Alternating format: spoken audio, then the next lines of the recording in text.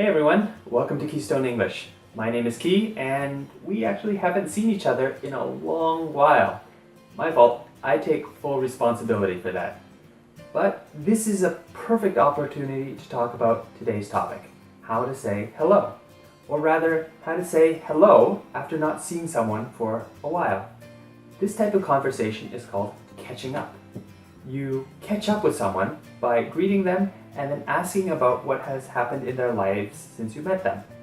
It sounds simple, but in fact, I would say that this is actually one of the hardest conversations to have in any language. Why? Because you're caught off guard. You're surprised at suddenly seeing someone you haven't seen in a long time and weren't expecting. In the worst case, you might not even remember the other person's name, even though they've said yours when greeting you. So what do we do in these situations when you're caught off guard? When there's no time to prepare what you're about to say? The answer? Be prepared in advance. If you have a set of replies you know to say, you'll be able to pull them out reflexively when the time comes. Let's go over a few. Let's say I meet an old acquaintance somewhere in public. They say, "Hey Key, I thought I recognized you." How you reply will depend on what type of relationship you have with the person. If it's casual, try, "Oh hey, what's up?"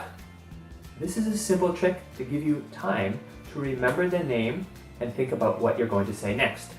If the person is someone you respect or know professionally, try, "Oh hi, it's so great to see you, how have you been?"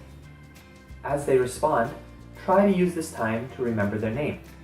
If you can't, it's not the end of the world, but it may be a little embarrassing. But what do you do if you want to remember their name? Well, the easiest thing to do is ask them, politely of course. The problem is how to do this without making them feel unimportant.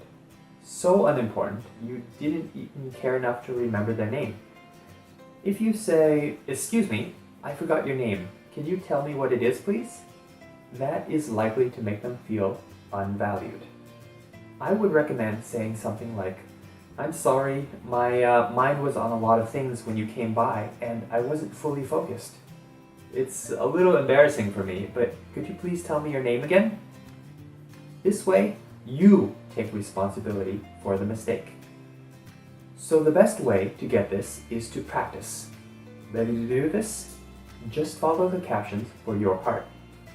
"Wow, I haven't seen you in forever." "Me?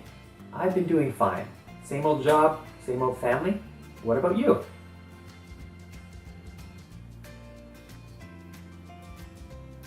That's wonderful to hear. Let's get in touch so we can meet for lunch. It's been so great seeing you again.